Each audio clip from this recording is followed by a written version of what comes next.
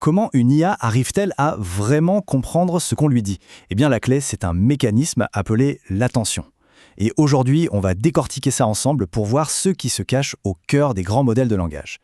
Pour commencer, je vous propose une petite énigme, un vrai casse-tête pour une intelligence artificielle. Voilà 3 phrases, toutes avec le mot avocat, mais chacune avec un sens radicalement différent. Alors, la question c'est comment une machine peut-elle faire la différence? La réponse, elle vient d'une idée assez géniale, issue d'un article de recherche au titre plutôt direct « Attention, is all you need ». C'est ce mécanisme qu'on va explorer en détail.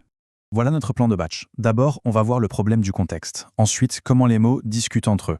On regardera le schéma d'attention, comment le sens des mots est mis à jour, et enfin, comment tout ça passe à une échelle gigantesque. Première partie donc, le problème du contexte. Au départ, pour un modèle de langage, le mot avocat est, juste avocat. Il a la même représentation numérique, le même vecteur, dans les 3 phrases. Il lui manque l'essentiel, le contexte. L'objectif, c'est donc de permettre au mot qui entoure un mot cible de venir l'enrichir, de préciser son sens. C'est le rôle du bloc d'attention. Par exemple, si on a le mot tour, des mots comme Eiffel ou miniature vont complètement changer sa signification. Bon, on passe à la suite. Comment ça marche, concrètement, cette conversation entre les mots? On peut vraiment se l'imaginer comme ça, oui, une discussion très structurée où chaque mot va pouvoir piocher de l'info chez ses voisins. Prenons un exemple simple pour illustrer ça. La phrase « Une créature bleue et duveteuse parcourait la forêt verdoyante ». Notre but, comprendre comment les adjectifs « bleu » et « duveteuse » vont venir modifier le sens du nom « créature ». Alors, comment ça se passe? Première étape, chaque mot va créer ce qu'on appelle une requête. C'est un vecteur, en gros, une série de chiffres qui représente une question. Par exemple, le nom créature va demander « Hey, est-ce qu'il y a des adjectifs dans le coin qui me décrivent ?» Et en même temps que les mots posent des questions, ils préparent aussi des réponses. Chaque mot crée un deuxième vecteur, la clé. Ça agit un peu comme une étiquette d'identité. L'adjectif duveteuse, par exemple, va lever la main en disant « Moi, je suis un descripteur ». Et c'est là que ça devient élégant. Comment le modèle sait qu'une question et une réponse vont bien ensemble? C'est juste un calcul mathématique très simple, un produit scalaire. On multiplie le vecteur requête par le vecteur clé. Si le score est élevé, bingo, c'est qu'il y a une forte correspondance. C'est comme si la clé correspondait parfaitement à la serrure. Ok, donc en faisant ça, pour chaque paire de mots dans la phrase, on obtient ce qu'on appelle un schéma d'attention.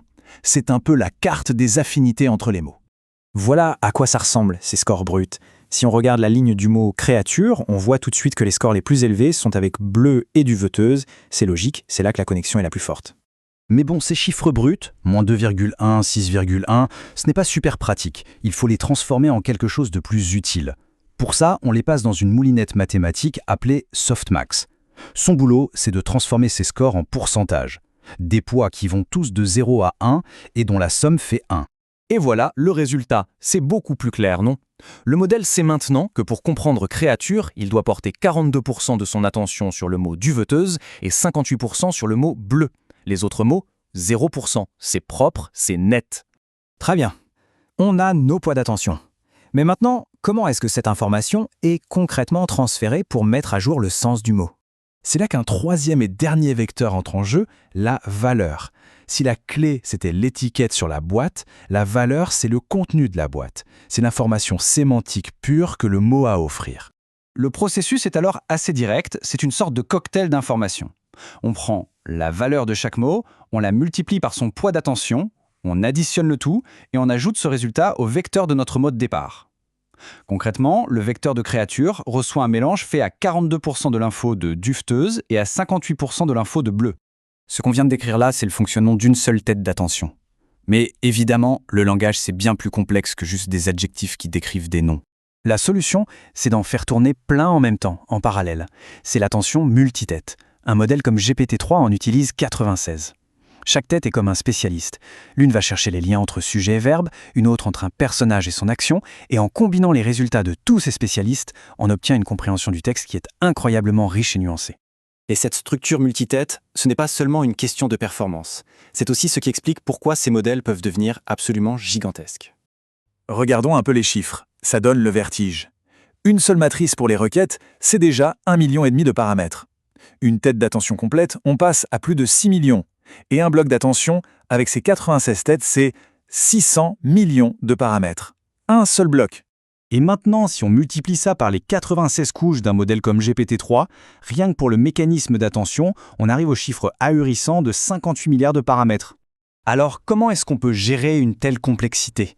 La vraie révolution de l'attention, ce n'est pas juste sa capacité à comprendre le contexte. Le vrai coup de génie, c'est que tout ce système est massivement parallélisable.